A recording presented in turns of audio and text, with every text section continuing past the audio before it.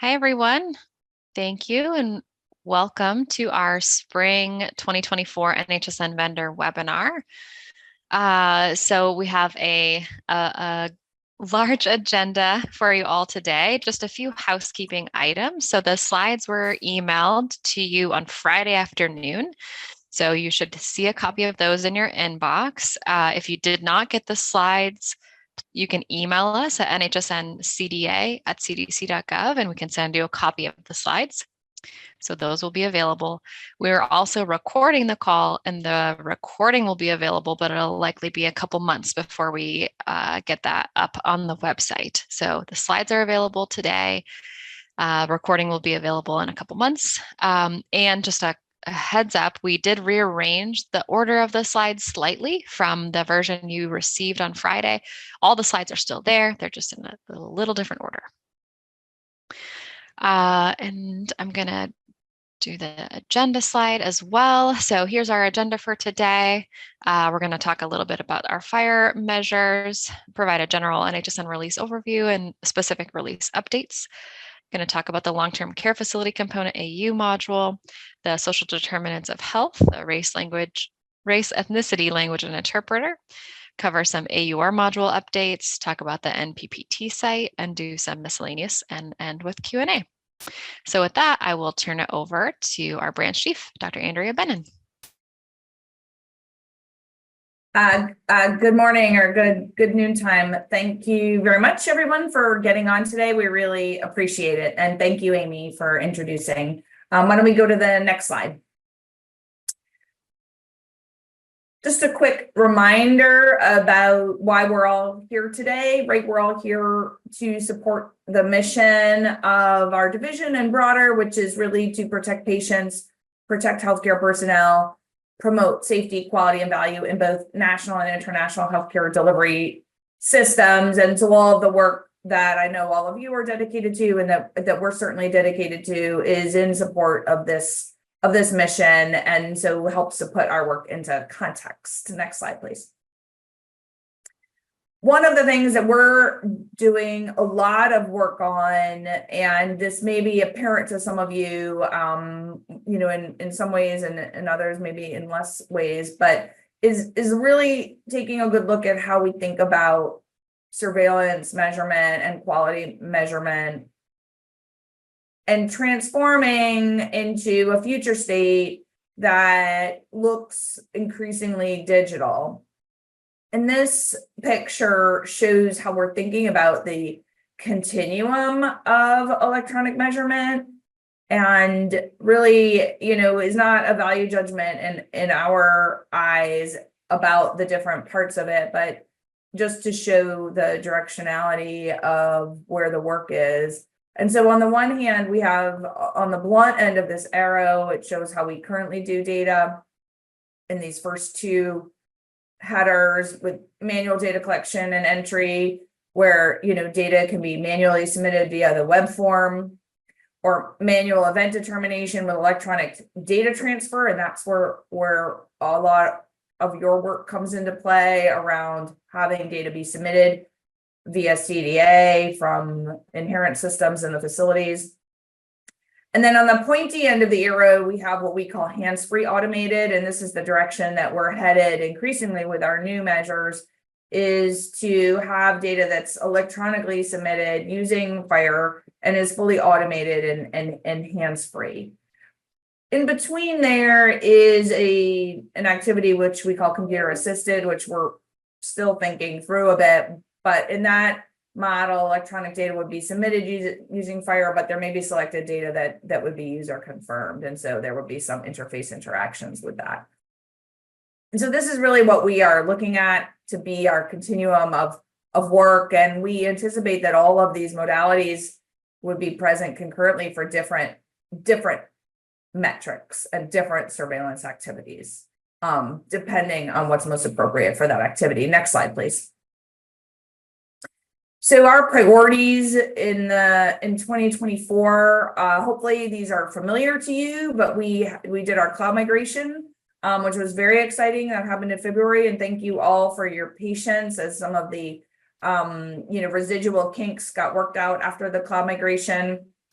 We have a couple of other aspects to our cloud migration that are ongoing, and we anticipate that to be ongoing in the near future. But there is a lot more modernization that's going to be happening in the future now that the bulk of our application is in the cloud. We're doing a lot of work on fully automated digital measures using FHIR, and that is work that you're going to hear more about. Our terminology work is undergoing modernization. We're really excited about that.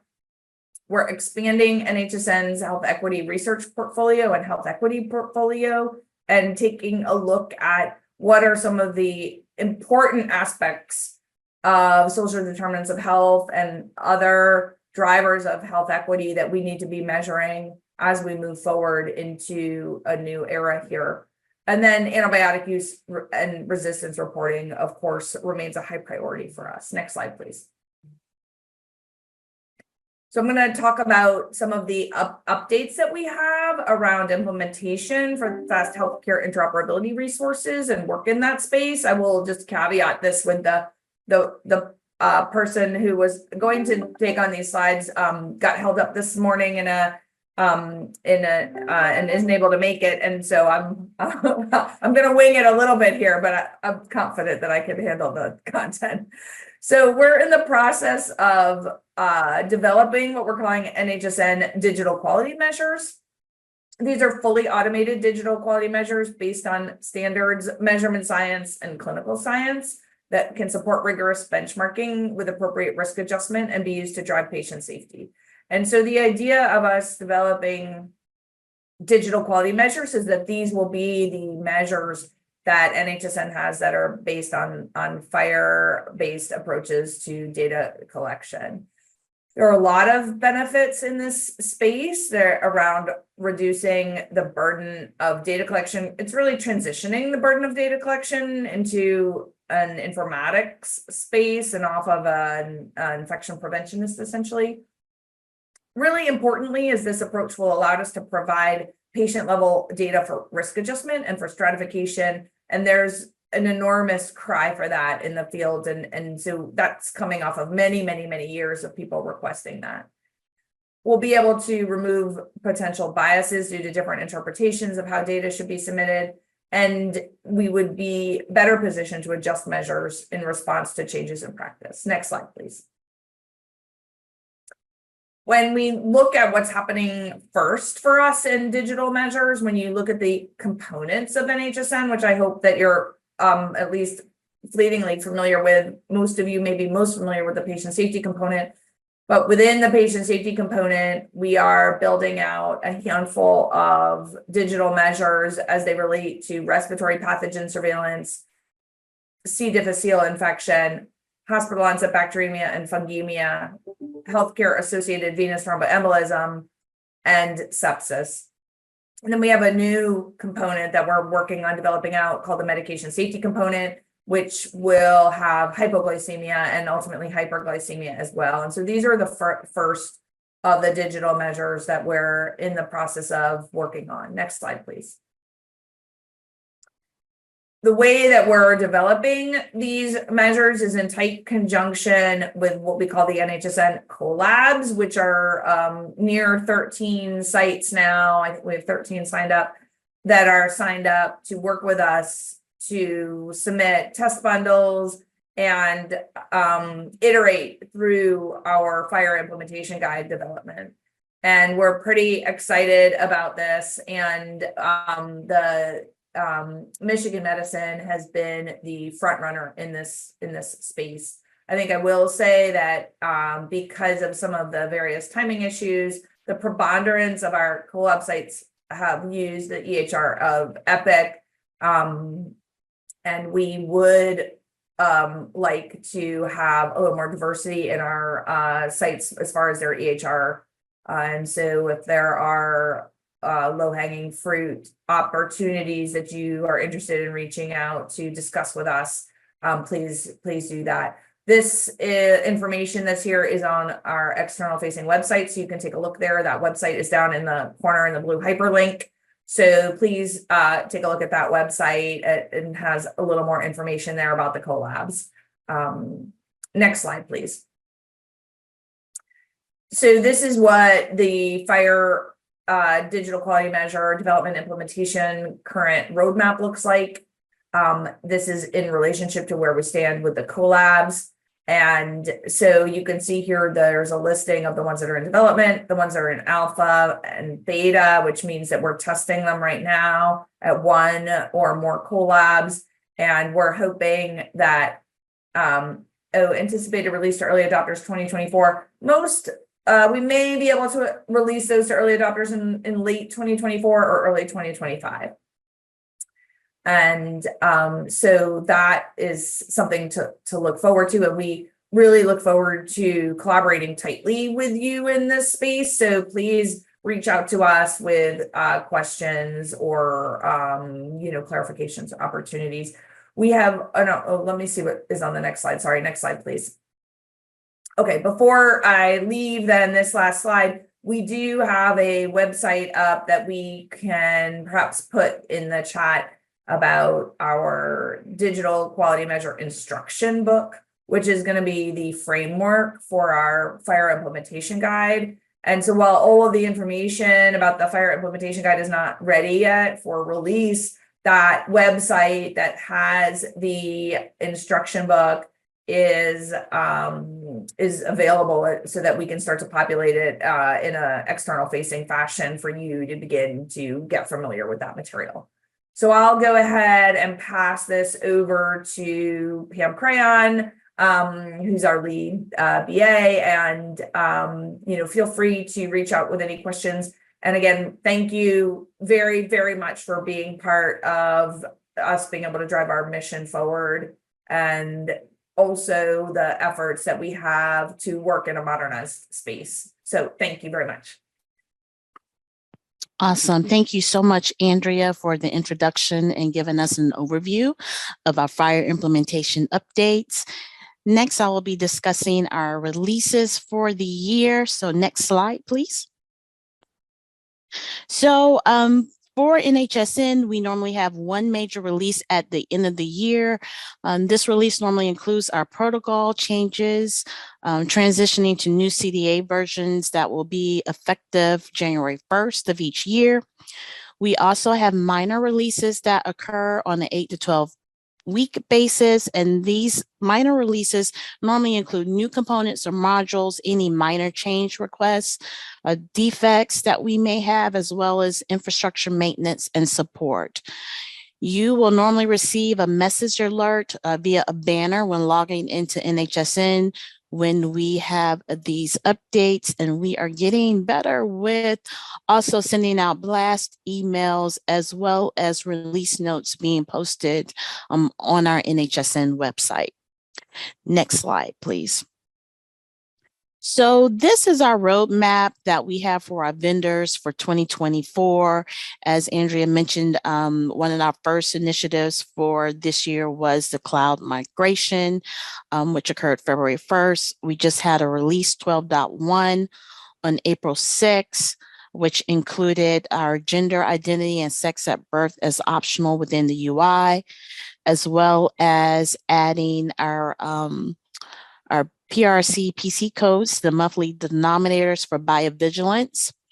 You will see that we have 3 more releases coming up for this year, and we'll go in more detail in the next couple of slides, but just wanted to point out that we are implementing our R4D2.2 IG for patient safety and dialysis for June 29th.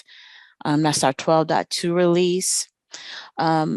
The next release after that will be September 21st with 12.30, and then our end of the year release will be 13.0, which is December 14th. Our December 14th release, most of those items will be effective January 1st. I won't say most, all will be effective January 1st, 2025. Please note that this year we will be deploying our CDA updates in our MPPT environment with each of these releases as we complete them so that you can test throughout the year. So for instance, when we discuss implementing the IG R4D2.2 in June for patient safety, the plan is to deploy that into our testing environment so that it is available to you to test throughout the year. All of these items in regards to the implementation guides will be effective January 1st, 2025. Next slide, please. So next up, we will have Hamna to come forth with our release updates for what we just had in April, as well as our future releases. Thank you, Pam. So for the release 12.1, which was implemented April 6, 2024, we had an option gender identity and sex at birth as an optional option, which is CR 3768, CDS submission as optional effective from April 6, 2024. CR 4400 biovigilance. In this CR, we had pathogen reduced cryofibrinogen complex code have been added for import via CDA for the monthly denominator. This was implemented with the version R3D1.1 implementation guide IG. CR 4634 dialysis. The question field access used for dialysis at the time of the event will display as the record for dial event, which is dated from January 1st, 2025 and forward. This field will be available to send in the CDA effective from January 1st, 2025. Next slide. Release 12.2, which will be scheduled for June 29, 2024. In this, we are implementing R4D2.2 IG dial event option. For the manual import, we have CR 4110, and for the direct, we have CR 4111. Dial denominator, for the manual import, we have a CR 4425, and for the direct, we have 4599. Patient safety blood stream infection BSI option. For the manual import, we have CR 4096, and for the direct, we have 4097. MDRO summary. We are implementing R4D2 IG for FEC-wide outpatient and other location types. Implemented R4D2 IG version for patient safety MDRO summary for FEC-wide only in release 11.6 to allow the IPFRF question to be submitted via CDA effective from January 1st, 2024. Excluded provision for sending FEC-wide, outpatient, and the other location types. Workaround for submission options until release 12.2. Continue using the previous version, which is R3D3 IG. If possible, clear all alerts via manual entry within the NHSN application. Next slide, please.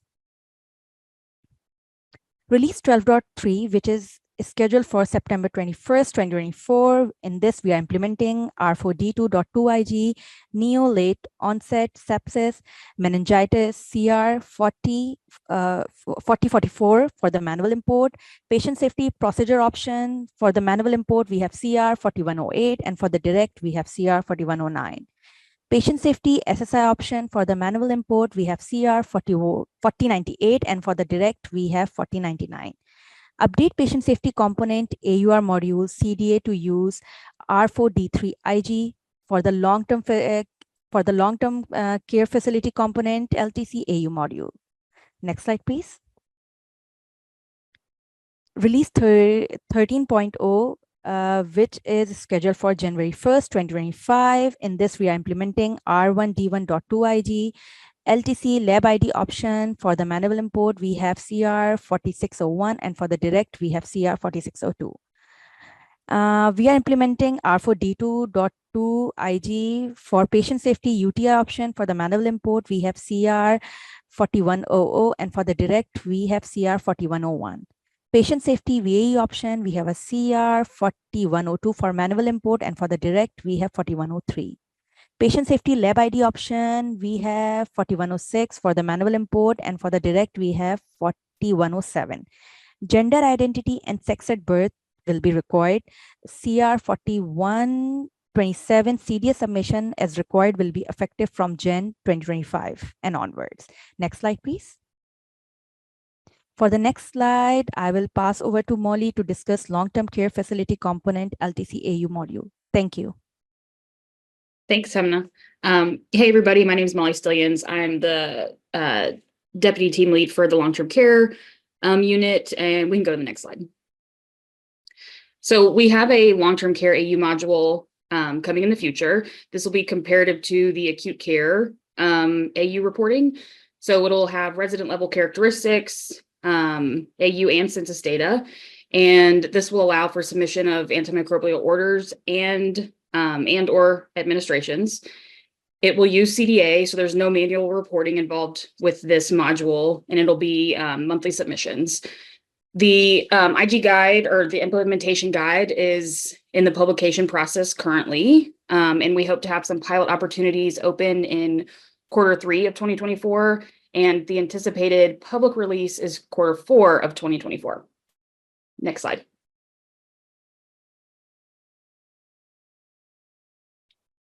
I will pass to you, Henrietta.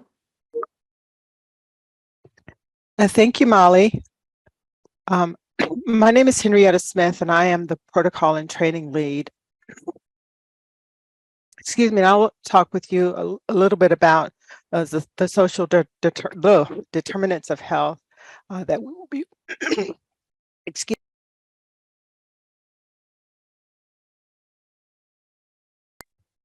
excuse me, that we'll be adding to the application. Next slide, please.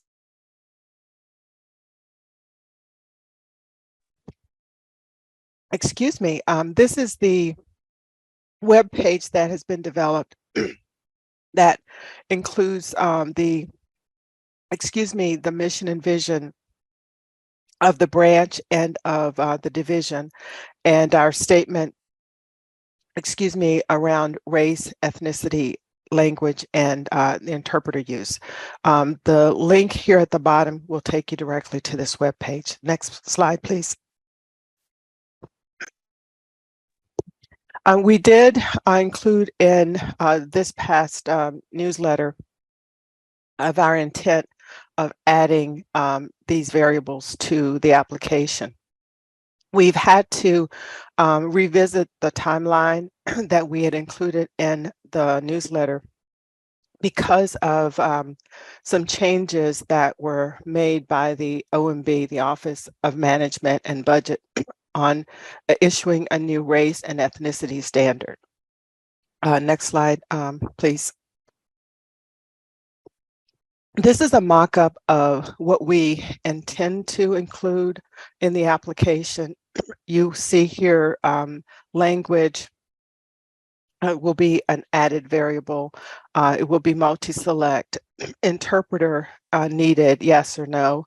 And then we do intend to include interpreter used in this encounter as a yes/no option. The next slide, I think these are, yeah, thank you. Thanks, Henrietta. All right. My name is Amy Webb. I am one of the subject matter experts on the NHSN AUR team, and I'll be covering all the updates today on the AUR module. So this is specific to the AUR module within the patient safety component, so the one that is currently in existence that hospitals can use today. So just covering some release updates from our previous release, the 12.1 update. We had the R1 AR event files were failing to upload. We know a lot of you used R1 AR event files for your facilities for their test files for the CMS Promoting Operability program. So that was fixed. So now those R1 files will successfully upload. So previously it was showing this error message here about AR IG version does not match, but of course it was a valid IG version for those old years. So that's been fixed. So pivoting now to our upcoming releases, so 12.2, which will be in June, we will be also updating the AR event to apply the appropriate schema validations. So we identified some MIC values that were included in the R3 AR event files that technically violate the schema rules. So in one case, one of the files contained an MIC value of NR. So that file should have been not able to be uploaded. Right now, that file is passing into NHSN production despite the schema errors that are generated when passing that through the Lantana validator. So this fix will essentially enforce all the schema validation on the R3 AR event files, and all non-conformant files will fail to upload after that fix is applied. We're also going to be updating the display name for one of our drug tests, specifically the imipenem relebactam with cilastatin. We're updating the display name only to more accurately reflect what's tested by the lab. So that's just imipenem relebactam. So we made a similar change to imipenem with cilastatin. We changed that to just imipenem. So as with that change, no changes are needed to the CDA files themselves. The code that you use in the AR event CDA file will not change. We will be updating the AR AST 2024 tab in the IDM and also updating the display name in the application. Okay, so 12.3 will be a large one. Specifically, as Pam mentioned, we're updating the AUR CDAs to use the R4D3 IG. So, but also as Pam mentioned, these updates will be effective January 1st of 2025. So while they'll be implemented in the release in September, that'll be so that you all can test in NPPT prior to the official implementation when it goes live in the app in January of 2025. The AR event is technically the only CDA file with major changes that we needed to update. However, due to the inclusion of our AR event, AR summary, and AU summary in the CMS Promoting Operability or PI program, ONC has asked us that the AU and AR CDA files use the same IG version across the board. So essentially, because we have to update AR event, we're also updating AU and AR summaries to R4D3. So again, we plan to implement that in the 12.3 September release to allow for testing, although it won't go live in production until January 1st, 2025. For R4D3, AU summary will not have major changes, no major format changes, may have some template ID updates as you see normally when you switch IG versions. And we're updating the route of administration value set. So right now we use NHSN local codes for digestive and respiratory routes. We'll be changing that to use the SNOMED values for digestive and respiratory routes. The R4D3 AR summary will also not have any major updates, may have some template ID updates only. So as I mentioned, the AR event has the largest updates occurring in the new IG, the R4D3. Some template ID updates. And then the second bullet here, we are removing the Staph aureus specific requirement for the PCR and PBP2A tests. So your Staph aureus files come January 1st, 2025 will no longer be required to include those two extra tests, PCR MEC and PBP2A.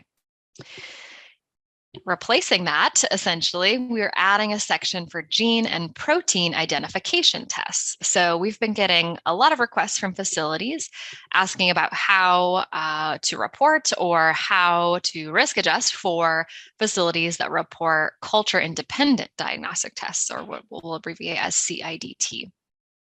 So we've added that section to the R4D3 AR event.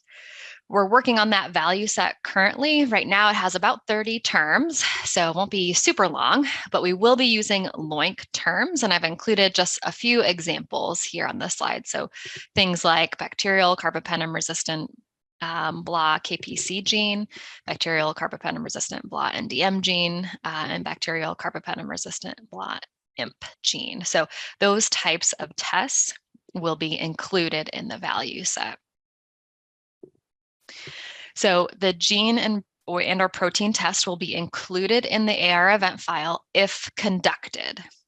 So it will not be tied to any specific organism, like how you do today for when you report a Staph aureus, you have to report those 2 extra tests for MEC-A specifically and PPP2A. You would only include the gene and protein test as it was, if it was conducted by the lab, and you can include as many gene and protein tests that were conducted by the lab. So you'd include the test itself, and then the result value is going to be using SNOMED codes for detected, not detected, indeterminate, and invalid.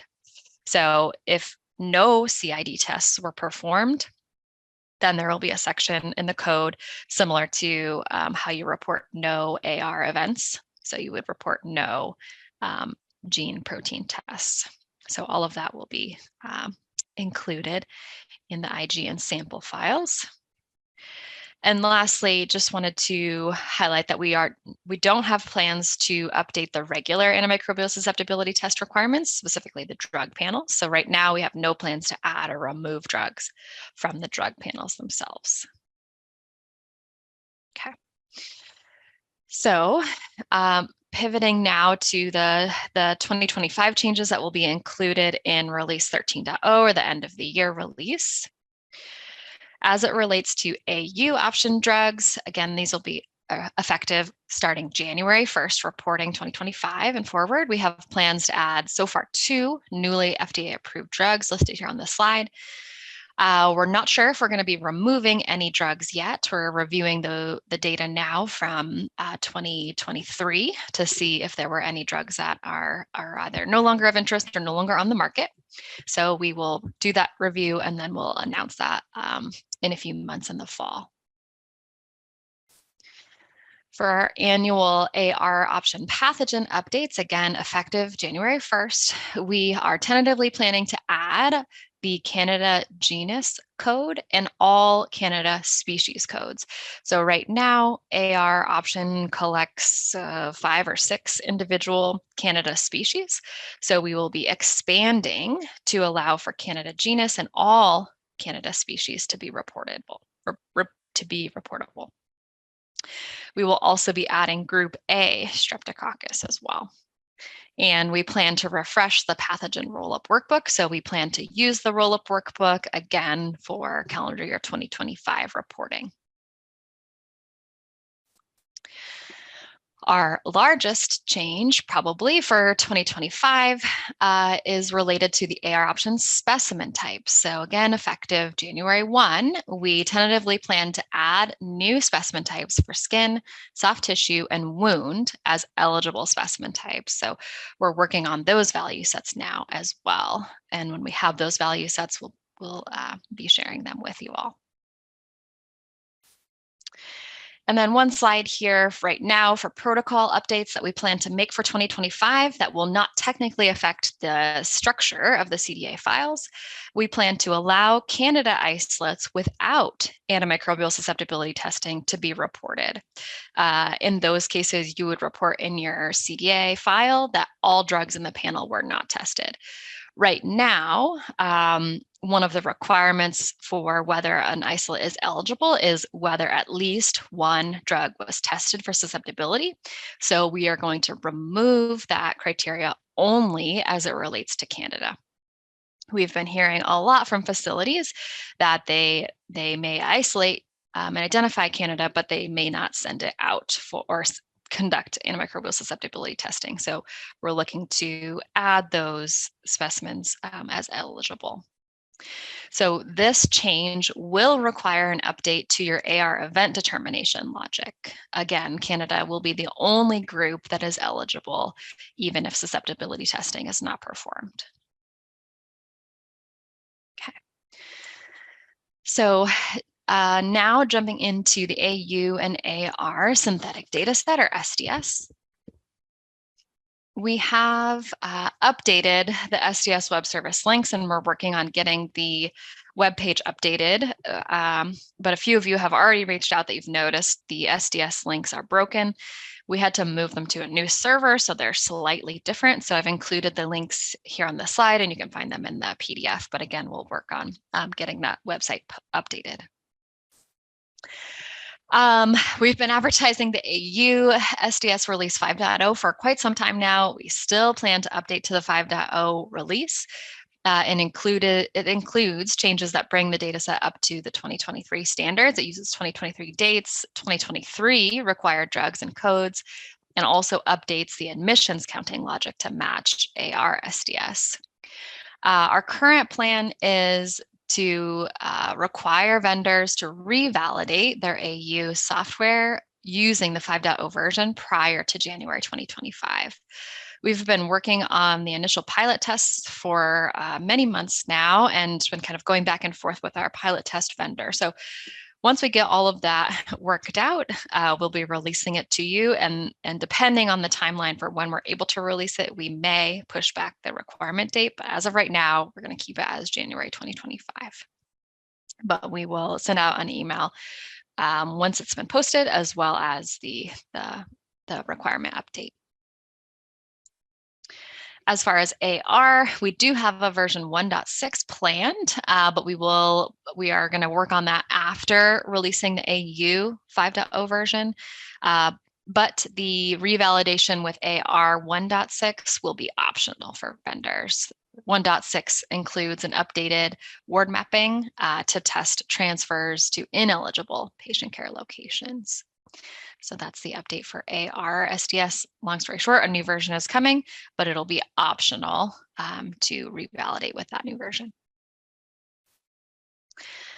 Okay, so I wanted to take some time. We get a lot of questions from facilities as well as vendors about the CMS promoting operability or PI program requirement. So I have just a few slides about this to help clarify.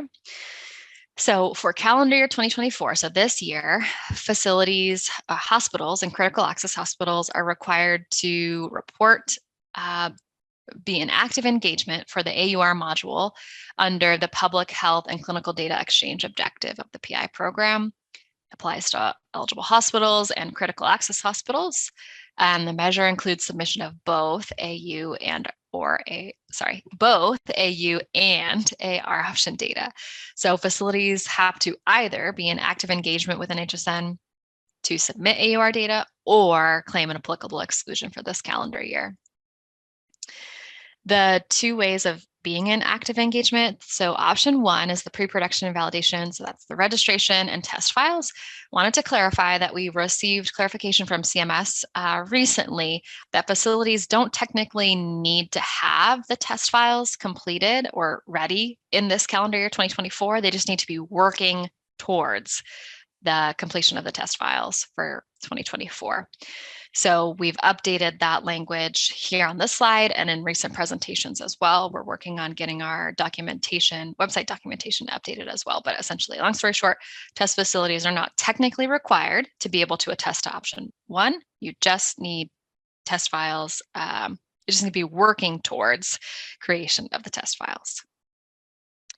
For option two, those are the facilities that are already sending production data. Essentially, those facilities still need to complete the registration, but then they just submit their production AU and AR data for 180 continuous days, also known as their EHR reporting period. This year, facilities can only spend one calendar year in option one. So facilities are supposed to move to option two for 2025. However, some of you may have been reading the CMS proposed rule, and they have proposed some changes to the requirements, but those are not yet final. So the slides I'm presenting today include the requirements as we know them that were in the final rule from last year. So just a reminder for option one, the testing and validation of the CDA files. If facilities want that letter that says they've completed that step, then we ask for one test file for each file type, AU, AR event, and AR denominator. Facilities are supposed to email those to us. If you have test files available, please share that with your facilities so that they know where to find them. We need your help. We get so many questions from facilities asking where they're supposed to get these test files from, how to get them out of their software, vendor software. So if you already have these test files available for your client facilities, please share with them or with your user support teams how facilities can find the files and send them to us. So ideally, we would prefer test files, so fake data, but in the correct format, CDA structure of the format. Facilities can send production files or files that contain real data if they don't have access to test data. In that case, we just instruct facilities to send them to us securely, since, as you know, that AR event file does contain patient level information. So also, if you could please make sure that facilities know where each type of file can be generated within your software, that would help us a lot. Facilities are missing AR summary files for a lot of cases. They don't know where to find those, or sometimes they can't find location specific AU files. Maybe they can find FACWIDE-IN, but not location specific. So that applies a little bit more to the submission of production data than it does for test files. But regardless, if you could please help your facilities know where to find all the different file types, that would be really helpful. And just a very a reminder, if you could please include display names and maybe even comments in the CDA files if possible. That helps us a lot when troubleshooting. So if we are troubleshooting test files or production files for that matter, having those display names and comments to kind of orient us in the files is very, very helpful. Just wanted to share the most common reasons for failed files. So we get some files where they are missing the template IDs and the headers. Required extensions are missing from template IDs. The facility OID in the file is not matching what the OID is in NHSN, or the facility doesn't have their OID listed in NHSN, or maybe the facility OID has been replaced with other OIDs, so perhaps a find and replace gone wrong. And lastly, sending summary data for the current month. So all that to say, we could really use your help to help streamline the PI file testing process. So long story short, if your client facilities know where your files are or how to generate files for each individual file type, would be extremely helpful. Okay, so for the facilities that are submitting production data for the PI program, production AUARM data must be submitted by January 31st of 2025. So facilities are supposed to report monthly during their EHR reporting period, and we will send out the automatic status letters on the first day of every month. But the final annual summary letter is sent out on February 1st, showing the previous year's submission. So that's why we need all of the 2024 AUR data to be uploaded into NHSN no later than January 31st, 2025. So just a quick timeline example. So let's say the facility B designates their timeline, their EHR reporting period as July 1st through December 31st. Excuse me, then they have to register their intent to submit in NHSN by August 31st. So that's outside of your control. But then they're going to report their AUR data on a monthly basis from July to December. And they have to make sure that December 2024 AUR data are submitted by January 31st, 2025. So we have heard from some facilities that their vendor software is set up to not generate AUR data until 2 months after the end of the month. That will not work for December 2024. So we're asking you as the vendors to please take a look at how your software is generating those files to make sure your facilities have their December 2024 files available sometime in the month of January 2025, so that it can be included on that report that's generated on February 1st, 2025. Okay, so pivoting a little bit to exclusions. So we get a lot of questions on exclusions. The most common one here is listed at the bottom of the slide, does not have electronic LIS or electronic ADT system. So we'll jump into that a little bit deeper here. So I just wanted to provide kind of guidance for you that essentially NHSN can provide guidance, but ultimately CMS has to decide whether that scenario meets the exclusion criteria. Exclusions are reported in the CMS Hospital Quality Reporting or HQR system, and exclusions are submitted during that HQR open period, so January 1st through the last day in February. So January 1st, 2025 through the last day in February 2025 is when both exclusions and attestations are submitted for 2024 AUR data. Hospitals that claim an exclusion on AU or AR would claim the exclusion on the measure as a whole, but NHSN encourages facilities to report the data they have available. So in the majority of cases, facilities are claiming exclusions related to AR data.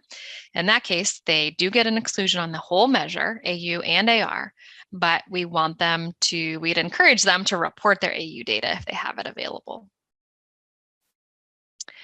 So on this slide, if the hospital does not have access to discrete results for all eligible organisms as outlined in the protocol, then the hospital may claim an exclusion.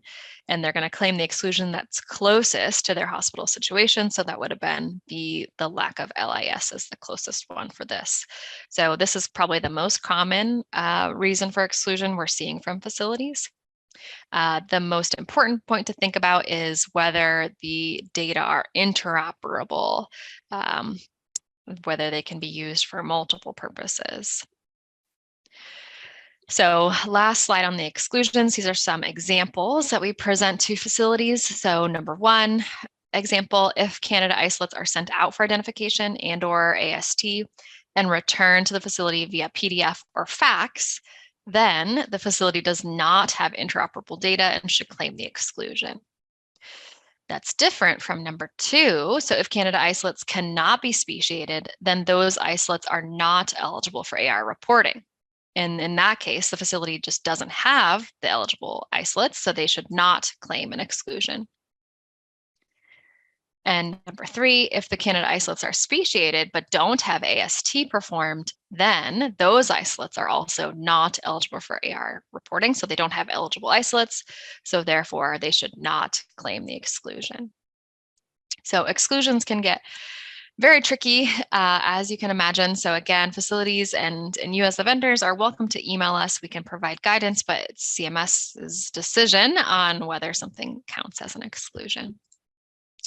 And just some resources here, you can find it on your slides as well, but I've wanted to highlight, we have a lot of FAQs on our FAQ page. We're working on a next version of those, which hopefully will be posted within the next few weeks. Okay, so lastly, I think for me is the data quality outreach we're going to do for AUR module. So we have two reports that we're working on. The AR option data report, which will provide summaries of SRIR and PSIR distributions, incidence and prevalence, and antibiogram for select organisms. We're currently working on the 2022 AR data report. And then also our AU option data report, which will provide SAR distributions, percentages of use within the SAR categories. And we're currently working on the 2023 AU report. Also, as shown on Pam's slide earlier in the presentation, we have plans to rebaseline our SAR. So in early 2024, we've met with subject matter experts and began our prep work to add new locations and to assess the categories with the drugs in each SAR. And we are already reviewing the data quality and plan to perform outreach. That's where you all come in. And then summer, we'll start the modeling work and use 2023 as the baseline year and plan to assess the SARs for new location types and potentially revised drug categories. So our outreach plan. We will be sending a summary of the outreach, including the text that we plan to send to facilities to you all as the vendors that are assisting your client facilities with submission of AUR data. So we will send you that in advance before we sent that to the facilities. We plan to complete 2 rounds of outreach for each issue, so with 3 to 4 weeks between the rounds. So ideally, we would ask facilities to determine whether or not the issue is a problem, and if so, fix it within about the span of 2 months. For AU option outreach, we plan to perform data quality outreach for issues that are excluded or typically excluded from the 2023 AU option data report to give facilities a chance to correct them by June 30th. So we'll do the data freeze for that report on July 1st. So our outreach is likely to include incompatible routes for specific drugs, antimicrobial days greater than days present for specific locations, duplicate values across colistamethate and colistin, and amphotericin B lipid complex and amphotericin B liposomal. And all drugs, if the facility has reported all drugs as NA for a given location or month. And for the AR option outreach, we're planning to perform outreach to gain insight and to allow facilities to make updates with their vendor for 2023 and 2024 if needed, specifically as it relates to the admission status variable on AR events. So we've been reviewing the data and found that admission status seems to be questionable in some cases. So we will be reaching out to facilities affected with that potential issue. Okay, so now I'm going to turn it over to Hamna for our MPPT updates. Thanks, Hamna. Thanks, Amy. Next slide, please. So here are some information about NHSN pre-production test sites. Copy of the NHSN development environment include analysis and reporting ANR functionality. Do not include direct CDA, automation, or groups. No SEMS credential required to enroll. Complete form found at below link and send completed form to NHSN CDA at cdc.gov mailbox. Next slide, please. Version 12.1.0 is a current environment. Reminder, read important message at the time of the login. Blast email will be sent out when NPPT is upgraded to the new version. Report any issues you find to the NHSN CDA at cdc.gov mailbox. Next slide, please. For the next slide, I will pass over to Sylvia Schuler to discuss miscellaneous. Thank you. Thanks, Hamna. Next slide. I will be reviewing the miscellaneous information. The CDA mailbox has moved to ServiceNow. With this move, you cannot accept .zip files. These files will be stripped. So please send individual .xml files if possible. You can still email NSHN CDA at cdc.gov and NSHN at cdc.gov.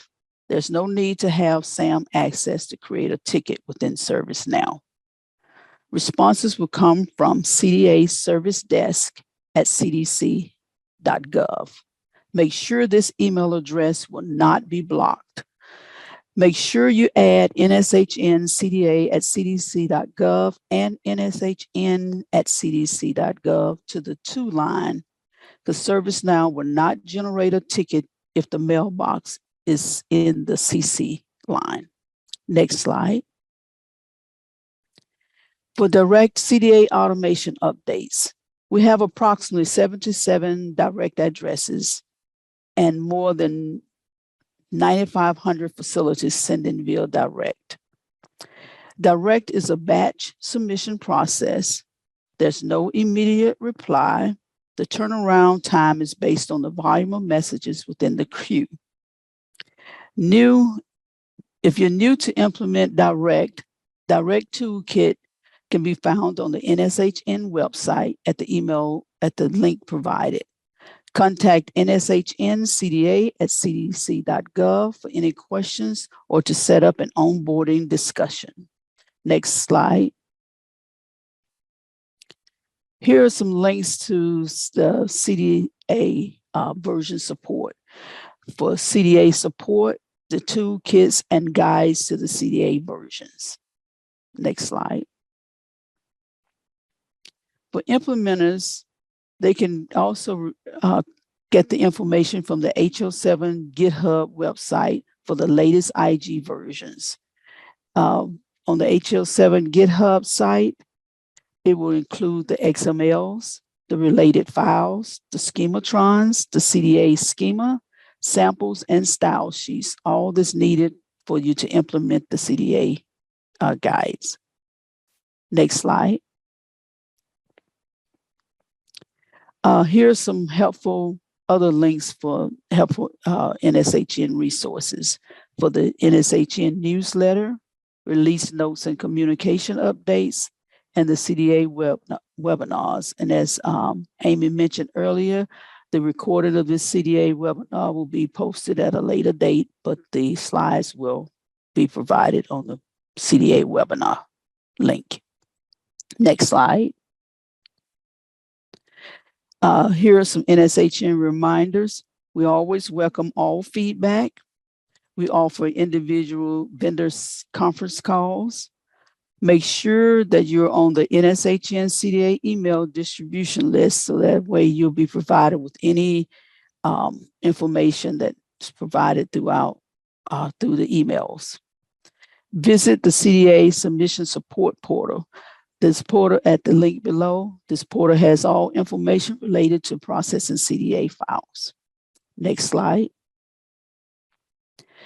We have some additional vendor engagement opportunities. We'll be having one-on-one meetings with NSHN. This gives an opportunity to ask questions, receive updates, and dive deeper into discussions around specific topics. You can send a request to nhsncda@cdc.gov to schedule a meeting opportunity. Additional training options and communication channels are coming soon. Next slide. This ends our NSHN CDA presentations. I'll turn it over to Amy Wells for any questions. Thanks, Sylvia, and thanks to all of our presenters for the day. So we are opening up now for the Q&A part of the presentation. So I'll just kind of go through those that we got in the Q&A, and feel free to add more as well. Let's see. I think this first one is just a comment here. With the number of updates coming, the amount of time to do all the NHSN updates and the AUSDS validation is going to be tight. Thank you for that comment. We'll be taking that into consideration when discussing the requirement. Thank you for that. We'll try to keep you up to date on all those things. The next question, are gender identity and sex assigned at birth required for AUR reporting in 2025? What if facilities don't collect both values? So the answer is yes, they will be a required field on the form, specifically for AR event. So AU is a summary file, so that's location level, no patient information in that.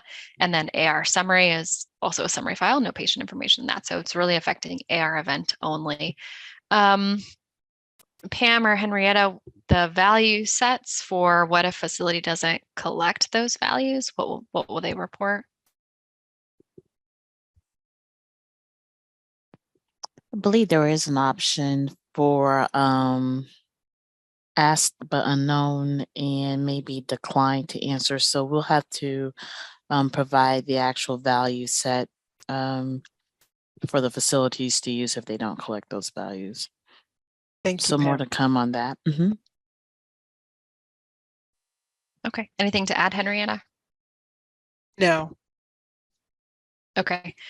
And we got another couple questions that just came in, I think, that are related.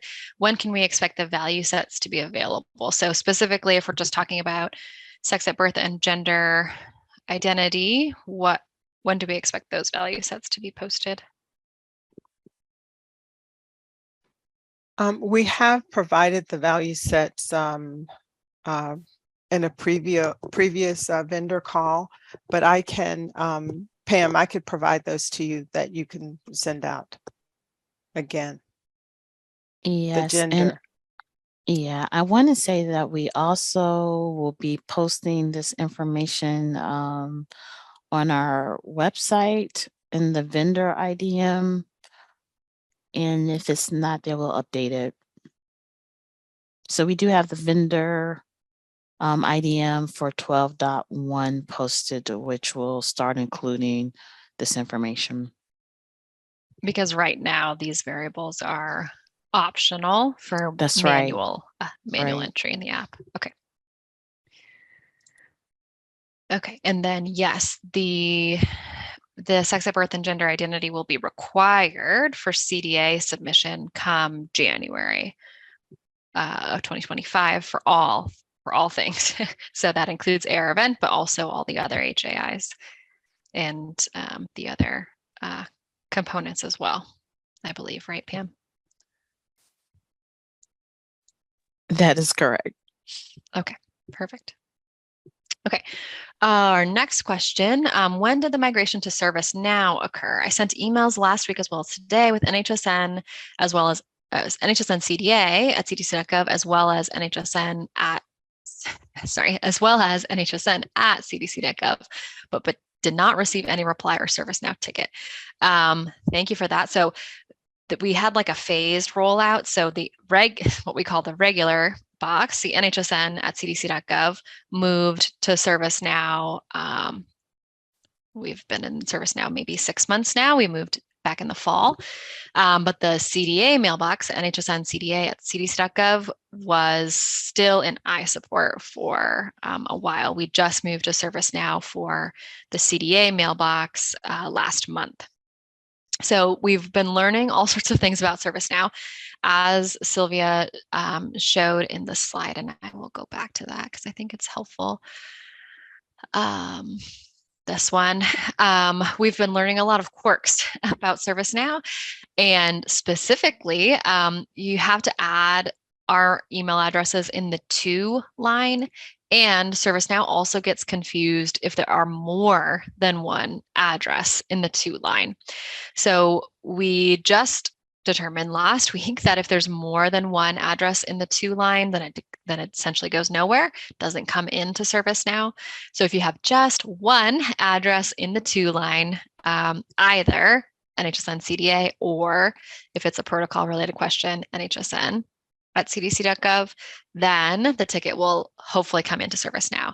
They are supposed to be correcting that in ServiceNow. I'm not sure how soon that will happen though. So for the time being, it's safest if you just put one email in the to line, either CDA if it's a vendor CDA related question, or just regular NHSN at cdc.gov if it's more of like a protocol or like let's say location mapping or analysis related question. And Amy, to that point, Revati, I see that you were the one that inquired about that. We do get those tickets in the NSHN CDA at cdc.gov mailbox, and I do see your ticket there, so we'll make sure that it gets addressed. Perfect. Thank you, Sylvia. Mm-hmm. Okay. Let's see here. So our next question, for fire-based measures, are you only working with EHRs, or can third-party vendor be part of the collab? Andrea is not on the call anymore. I don't know, Pam, if you'd like to take this one or if we should take it back. We should take this one back. I'll see if I can get an answer from, I believe it was Beth. If you keep going, let me see if I can get an answer for you, okay? Okay, sounds good. So on hold for that one. Any other questions from folks?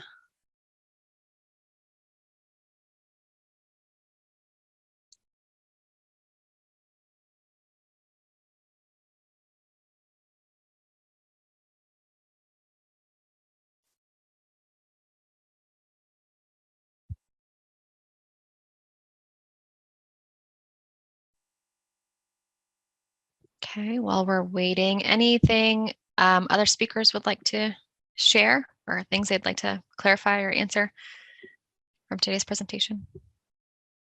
I did just want to update, Amy, this is Pam, that we know that many of you may have encountered some issues with submitting via CDA Direct since the cloud migration. We have since resolved that issue by increasing the servers that we have to process the CDA files. And so we will be monitoring going forward. So again, if you encounter anything, please submit a ticket to NHSN CDA at cdc.gov.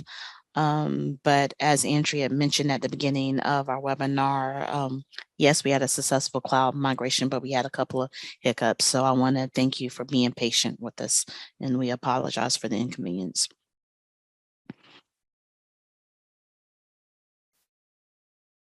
And Amy, in Thanks, Pam. regards, no problem. In regards to the question about the third-party vendor, we might have to submit that as a FAQ on Okay.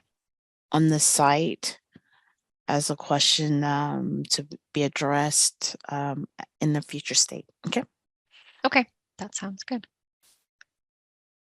Okay, so last call for questions. I know this was a lot of content, and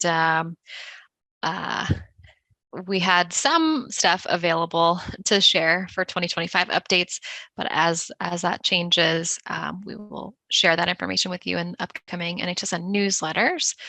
And we also plan to have our fall vendor webinar as regularly scheduled, so you should see that in the fall.